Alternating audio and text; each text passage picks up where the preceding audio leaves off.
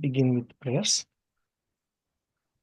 Om Ajnanatimidandasya Jnananjana Shalakaya Chakshurunmilitam Yena Tasmai Shri Guruve Namaha.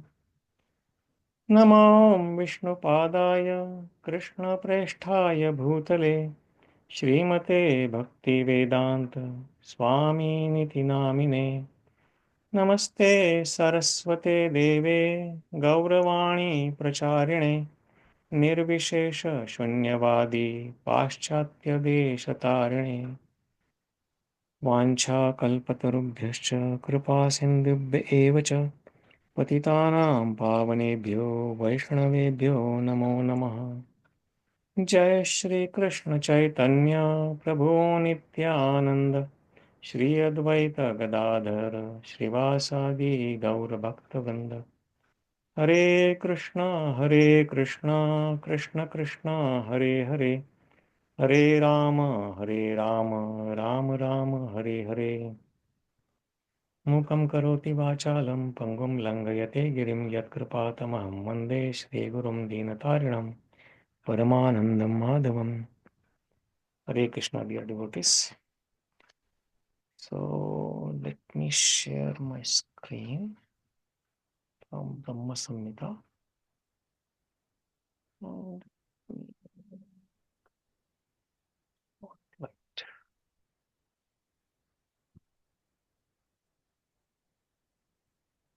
In the Brahma Samhita, last week we read text 53, where in Brahmaji's prayers he is glorifying Lord Krishna and he is offering obeisances again and again and again. So in last week we saw that how he refers or he glorifies Lord Shri Krishna, that he is the source of everything and by whose power all the living entities and everything is maintained and they can perform their own functions and they are complete in themselves. Dharmortha papa nichaya shrutayas tapamsi brahmadi kitapat gavadhayascha jiva. Starting from Brahma to even the smallest insect. So all the jivas are maintained yaddatta matra vibhava prakata prabhava, by his potency, by his power, what he has given, they maintain themselves and that is manifested in them. To that Govinda, O ādi-puruṣaṁ, Brahmaji is saying, Tam ahaṁ bhajāmi, I offer my obeisances, I worship that Lord. So today we are going to read one of the very beautiful verses. Again, every verse is beautiful actually. So here we'll read Yasvindragopam-athavendram karmānu bandhānurūpa-phala-bhājanam ātanoti karmāṇi nirdahati kintu ca bhakti-bhājāṁ govindam ādi-puruṣaṁ tam-ahaṁ bhajāmi. So yeah, he again, as every verse he is referring, yes. So he is referring to Govinda, by whose potency everything is happening and his potency is describing. So he's mentioning that, but by his potency, indragopam is one of the very small insect, very small kind of bacteria or small kind of creature, jiva, indragopa, athava Indra. So Indra, he is referring to the king of heaven, king of all the devatas. Aho sva-karma. So they are performing, he is referring all the living entities, starting from a small bacteria or small insect to the king of all the devatas in the heaven, king of heaven, Indra. They are all performing sva-karma, their own, they have their own activities. And by that karma, why they are doing and what they are doing? Bandhānurūpa-phala-bhājanam ātanoti. Because they are bound by their previous, the karmas that they have performed in their previous lives. And that because of that bandhan, the karma bandhan, what binding that they have created, accordingly, anurupa, phala, they are accepting or they are enjoying or suffering the phala of that, the fruits of that. And phala-bhājanam ātanoti, they are given that fruits and they are enjoying or suffering that fruit. But kintu karmāṇi nirdahati, but all these activities, so karma in Vedic literature is referred in two ways. Karma is the activity that a living entity is perform itself, and karma sometimes is referred also to the fruit of that activity, which is karma phal. So karma is sometimes alternatively used as karma and karma phal, or both. So karmāṇi, so the fruits of their activities, what they have performed, karmāṇi nirdahati, are completely burned, kintu, but cha, how? Bhakti-bhājāṁ, when one renders loving devotional service to Govinda or Krishna or Shama Sundar. So there are special occasions that the laws of this material nature are not, or are relieved, the living entities are relieved from these laws, or their karmas are completely burned by the Lord Himself, who is the creator of those. To that Govinda, govindam ādi-puruṣaṁ tam ahaṁ bhajāmi. To that Govinda, who is the original personality of Godhead, who is the primeval Lord, Brahmaji is saying, I offer my worship. I worship that Govinda. So here translation, it is said, I adore that primeval Lord Govinda, who burns up to their roots all fruitive activities of those who are imbued with devotion and impartially ordains for each the due enjoyment of the fruits of one's activities of all those who walk in the path of work. How? In accordance with their chain of previously performed works. No less in the case of the tiny insect that bears the name of Indragopa than in that of Indra, the king of heaven. So it doesn't matter who that living entity is, how big or how small he is. Every single living entity in this material world is enjoying or suffering, mainly suffering. That enjoyment, what one considers, is also because of the illusory energy called Maya of Lord Shri Krishna. But everything in this material world is suffering, and they are suffering due to the reactions of their karma, what they have performed in their previous lifetimes. And nobody is free from that. Even a small insect to the king of heaven, Indra, everybody is suffering. But there is an exception that he says here, that he burns up all the roots of fruitive activities, everything, all the fruitive activities of those who are imbued with devotion. They are very special. For them, there is exception. So Lord can burn their karma and their karmic reactions. And that's what he also says in the Bhagavad Gita, if you remember in 9th chapter, that samoham sarva bhuteshu name dveshostina priya ye bhajanti tu mam bhaktya mai te teshu chapyaham. Samoham sarva bhuteshu, for all living entities, irrespective of what body are they are in, what planetary systems they live, or how long or how old or how small they are, or how young they are, it doesn't matter. Irrespective of all the differences, samoham sarva bhuteshu, I am equal, sama. Krishna says that I am equal to everyone. Name dvesho, I do not envy anyone. And he has no reason to envy anyone because he is the Supreme Lord. He can do everything. Why?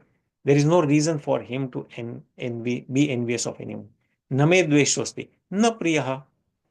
And nobody is dear to me either.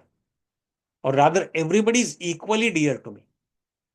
So everybody gets equal treatment from the laws, whatever are created by the Supreme Personality of Godhead, the laws of material nature. Everybody is bound. Samoham sarva bhuteshu name dveshostina priya ye bhajanti tu mam bhaktya. But there there is again an exception he mentions there. Ye bhajanti tu mam bhaktya, one who worships me, one who engages in my devotional service, loving devotional service, maite teshu chapyaham. They are in me and I am also in them because they are very dear to me and I am very dear to them. And in the same chapter, in some other place, he said that for devotees, I take care of their needs. Yoga kshemam vahamyam. That I give them what they lack and I preserve what they have. So he personally takes care of them. He doesn't say that, oh, my agent, somebody, my energy or my some delegate will take care of them. No, he says, I personally take care of my devotees. So that's the Supreme Personality of God. And that's what Brahmaji is saying, that such a loving Supreme Personality of Godhead, who is the original person, Govinda, who is ādi-puruṣaṁ. To him, to that primeval Lord, he says that I adore, I worship him. And then there are some very beautiful points Srila Bhakti Siddhanta Saraswati Thakur mentions in the purport. So we'll quickly go over the purport.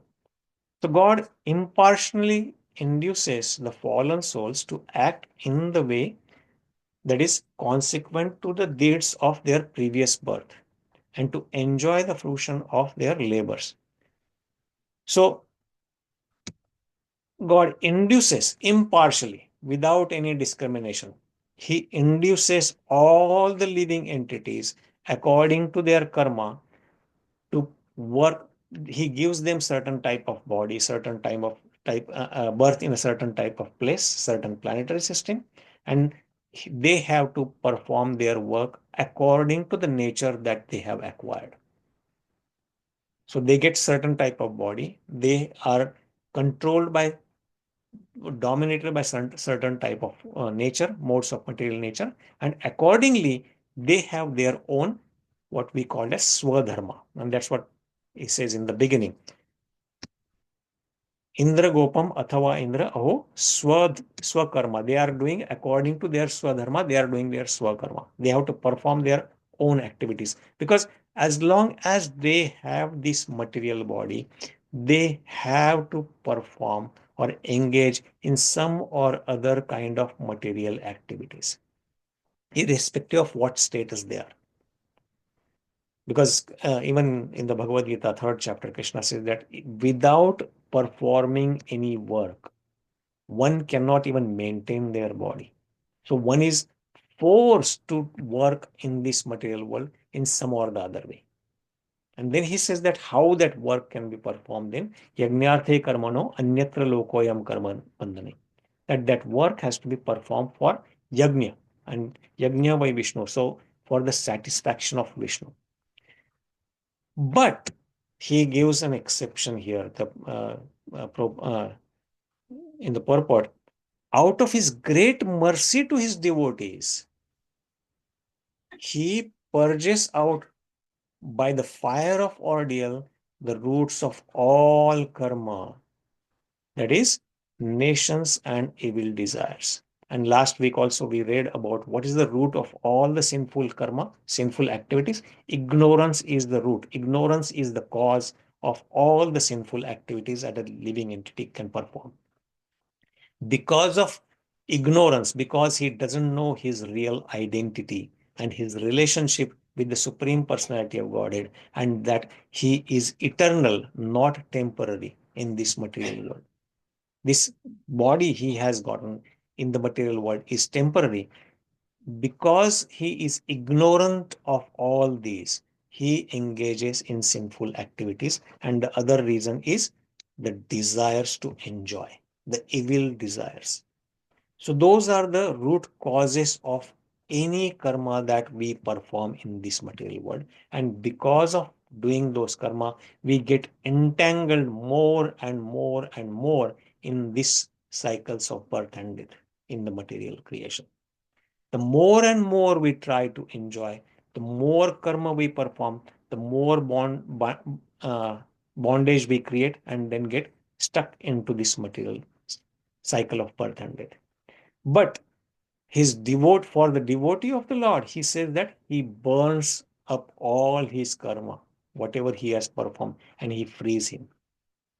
And actually, in the Bhagavad Gita, there is very beautiful verse in the 4th chapter. Even the knowledge about God he is given in the Bhagavad Gita, he gives us transcendental knowledge. Even by the knowledge, one can burn his karma. That's the beginning of burning karma, just by getting the knowledge about himself and the Lord, what he has given through the instructions in the Bhagavad Gita. One can burn his college, not his karma. Actually, let's go to that verse quickly.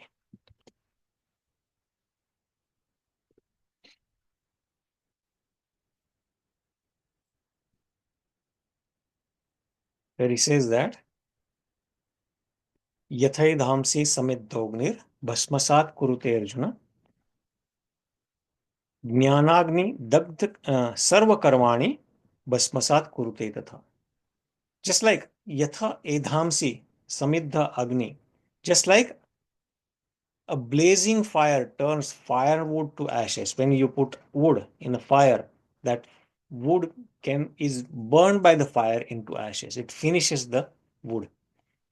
In the same manner, he says that knowledge, this transcendental knowledge that Krishna is giving in the Bhagavad Gita about his nature, then the nature of the living entity and the relation and the duty in that knowledge is compared to fire here. And that fire of knowledge burned to ashes all the reactions of material activities. Jnanagni sarva karmani, sarva bhasmasat kurute tatha. So just similar to what Brahmaji is saying today, Lord Krishna confirms that in the Bhagavad Gita also, that Jnanagni, even the knowledge before engaging in bhakti, that transcendental knowledge can burn all the karmic reactions of a living entity. Karma, though without beginning, is still perishable. So karma is something that we know that in the Bhagavad Gita, there are 5 subject matters. Ishvara, or the Supreme Personality of Godhead, Jiva, or living entity or soul, then Kala, or time, Prakriti, or material nature, and Karma, or the fruitive activities. Out of this, the first 4 are eternal, but 5th one can end. That can be temporary, and that's what it is said. Karma, though without beginning, is still perishable. Lord has capacity that he only can burn all the karma of a living entity when he engages in the devotional service. So the karma of those who work with the hope of enjoying the fruits of their labor becomes everlasting and endless and is never destroyed. So karma for a person who is trying to enjoy in this material world, who is working very hard and running after the fruits of this his labor, and he is running after the external energy and trying to enjoy it, exploit it. For him, this becomes everlasting and endless. The karma, the cycle of karma accumulation and enjoying and suffering becomes everlasting and endless and is never destroyed. And so one may say that what about the person who takes sannyasa? Does he perform any karma, or is he still entangled in the cycle of birth and death and bound by the karmic reactions? So Prabhupada, Bhaktisiddhanta Saraswati Thakur in his purport writes, yes, the function of sannyasa also a sort of karma befitting an ashrama. So every ashrama or every varna that is mentioned in the Varnashrama Dharma, 4 Varnas and 4 Ashramas, everyone has their own Swadharma and Swakarma also. And so they are also engaged into the karma befitting their own either Varna or Ashrama, and is not pleasant to Krishna when it aims at liberation. So sannyasa, even if somebody gives up all the material possessions and gives up all the family life and everything and takes sannyasa, it is still not pleasing to Krishna, because when it aims for liberation, because there is still some personal gain somebody is looking at, his own liberation. And that's why that is the desire of emancipation, getting free from all the miseries of this world. If that is the goal, that is not pleasing Krishna. So what is pleasing Krishna then? Only loving devotional service. Bhaktya mam abhijanati yavanyashchasmi tatvata. Krishna says, only by bhakti, only by loving service, one can know me. And even he says that one doesn't need to be very uh, opulent or very rich person. Patram pushpam phalam toyam yome bhaktya prayachati. Tadaham bhakti uparutam ashnami prayatatmana. If one can just offer me a leaf, a flower, a fruit, or water, but with bhakti. Bhakti is the real thing that Krishna is looking for. He is not looking for our opulences. He is looking for our love. So only when one offers any insignificant thing to Krishna with bhakti, then he said that I accept it.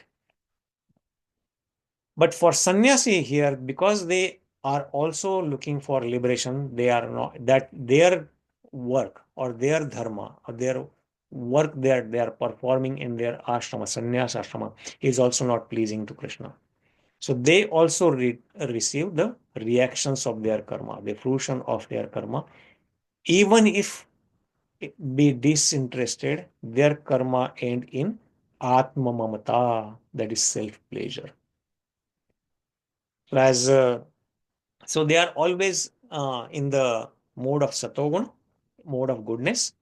And if we remember in the 18th chapter, Krishna says that the symptom of satoguna are one is bound by knowledge and happiness. So knowledge and happiness can also be binding in this material world. And that sometimes is actually more troublesome to get out of this entanglement and get into devotional service. Because when somebody gets liberated from or considers himself as a liberated person, then he may fall down again from that position.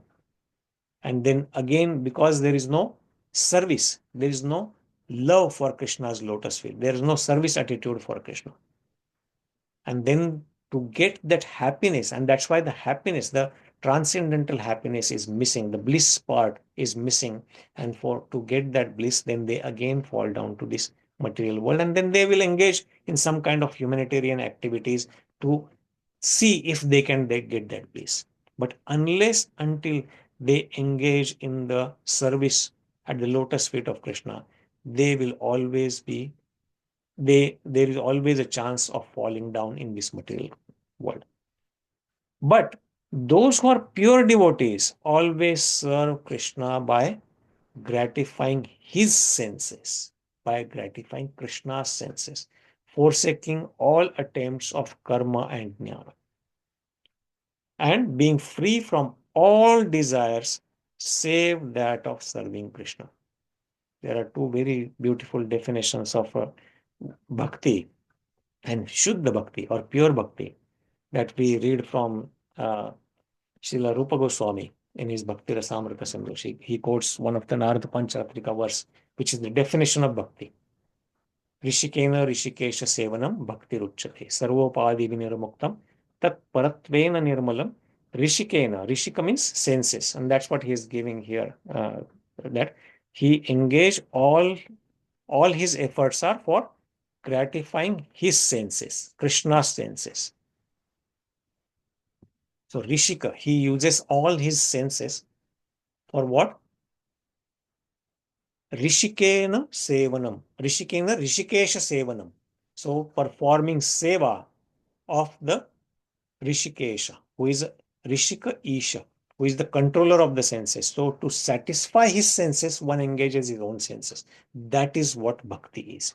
And then Anyabhilashita Shunyam Jnana Karmadinavrutam Anukulena Krishnanu Shilanam Bhaktir Uttama. And Uttama Bhakti is when one has no other desire. Anya Abhilashita Shunyam. And he is even free from karma and jnana. Jnana karma adhanavritam. And in that mode, he performs or he engages in activities which are only satisfying or favorable to Krishna. Anukulena Krishna Anushilanam. So Krishna's Anushilanam, which is anukula, favorable to Krishna. That is Uttama Bhakti. That is the highest form of or the best bhakti that in the Bhakti Rasamrita Sindhu that Srila Rupa Goswami describes. And thus he is being free from all desires and he has only one desire, that of serving Krishna. Anyabhilashita shunyam. So shunya or zero desire for sense gratification, own sense gratification. So Krishna has fully destroyed the karma. It desires the nations of those devotees. So when Krishna has completely destroyed all the karma and it's his desires and even the ignorance, the nations of those devotees. Such devotees engage in Krishna's service all the time.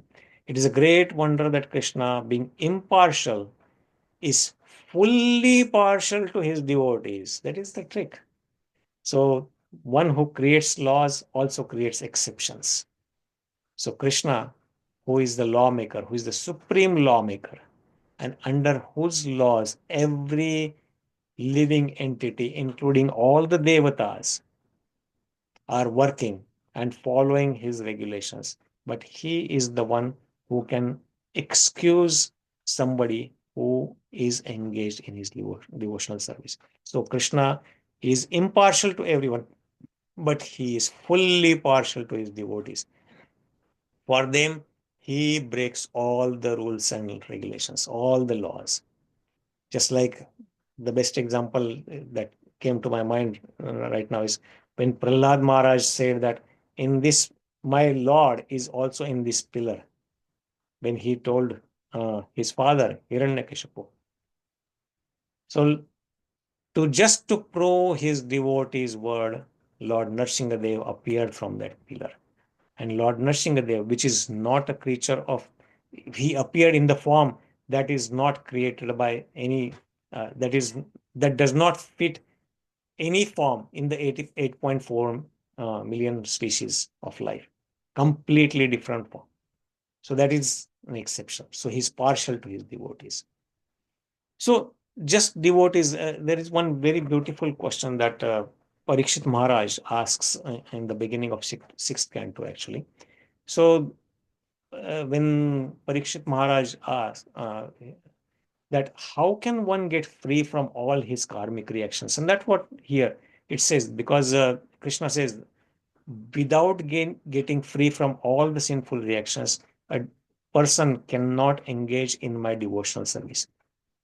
Esham tvantagatam papam jananam punya karmanam te dvandva moha nirmukta bhajante mam drudavrata. Krishna says in the 7th chapter towards the end. Esham tu antagatam papam, whose all sinful reactions, whose all sinful activities are completely eradicated. Antagatam. Jananam punya karmanam, and to those jana, to those people who are always engaged only in punya karma, only in pious activity. Te, those people, dvandva moha nirmukta, they are free from dvandva, means dualities, and moha, illusion. So they are free from duality on illusion and they're completely free. Bhajante mam drudavrata. They engage in my devotional service with determination. So how can one get free from all these sinful activities then? So in Vedic literature, there are so many different types of work, atonements are given so that one can get free from all the reactions of his karma. And those are also valid. It's not that they are not valid, but then one has to go and understand from a person who understands Vedic literature, from that priest, then he has to take the advice and then perform those atonements so that he can get free from the papa, free from the sinful activities. But then Parikshit Maharaj puts forward a very nice question. But what is the use of this freedom, performing atonement? Because people may get free from this atonement and they perform all this atonement and get free from these sinful activities. But even if they do that, but the tendency to do sinful activities, the tendency to perform sinful activities is still there. It is just like an elephant taking bath. So because when elephant takes bath, and as soon as he comes out of the pond, he takes some mud and again put on his body. So what is the use of taking bath? And then Shukadeva Goswami answers very beautifully that yes, that even though there are so many atonements and rules and regulations given so that one can get free from their sinful activities, but it is difficult for a living entity that to get free from all the activities. But when one engages in devotional service of the Supreme Personality of Godhead, all his sinful activities are completely eradicated. So in the very first chapter, let me go and advance more probably.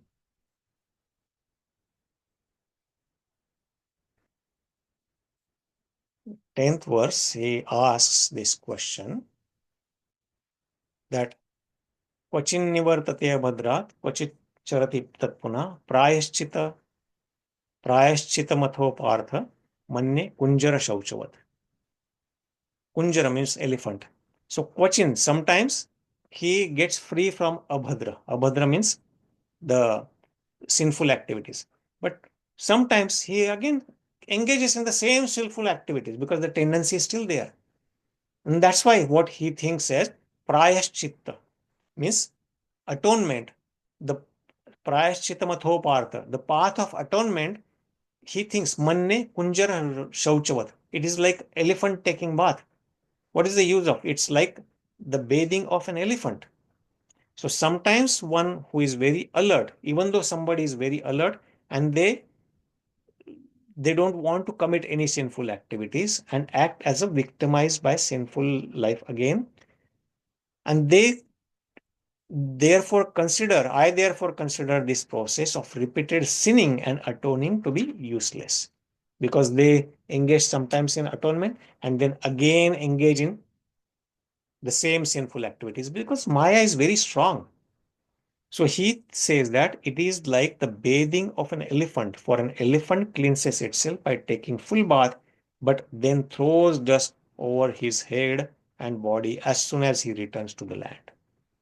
But then he further explains, Shukadeva Goswami gives some details that yes, undoubtedly there are activities that can be performed, but then he confirms in the 15th verse, very beautifully, Kechit only, Kechit kevalaya bhaktya vasudeva parayanaha agham dhunvanti katsnena niharam iva bhaskar.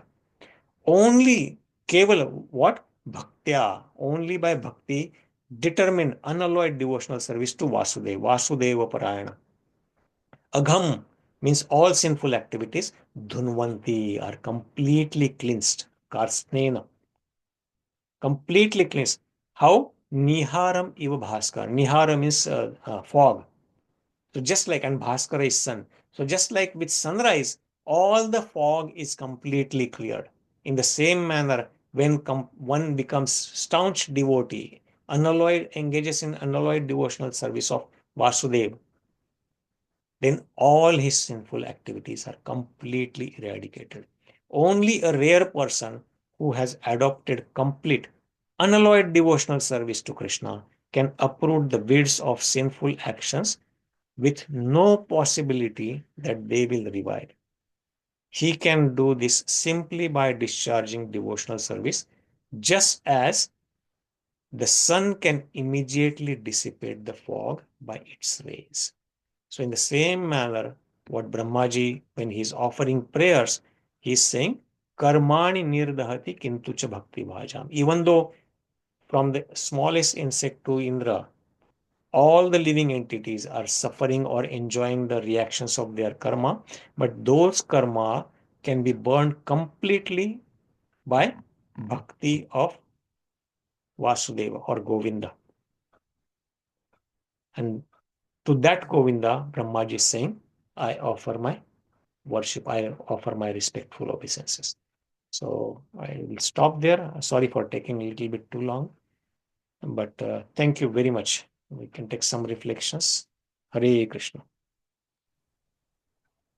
Hare Krishna, Prabhuji, Janmat Pranam. Hare Krishna Prabhuji, Mataji. thank you so much for explaining so nicely all the basic concepts. Even though we understand karma, but we have to be reminded over and over so that we, remember, our mind will be able to, catch ourselves when we are getting caught into this karmic reactions all the time. Thank you so much, Prabhuji. Very nice. Thank you, Mataji. Yes. We need all reminder almost every time, Mataji. It's good to read this, and particularly in the association of devotees.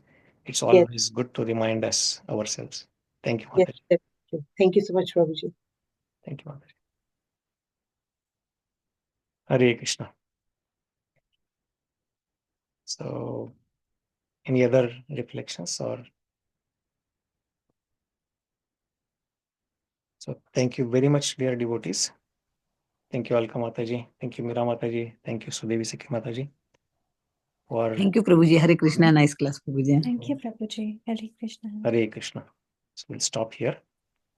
See you all next week. Sure, Prabhuji. Vanchakalpatarubhyascha कृपा पतितानां पावनेभ्यो वैष्णवेभ्यो नमो नमः आनंद कोटि वैष्णवंत की जय श्रील प्रभुपाद की जय. Thank you, Prabhuji. Hare Krishna. Hare Krishna. Thank you.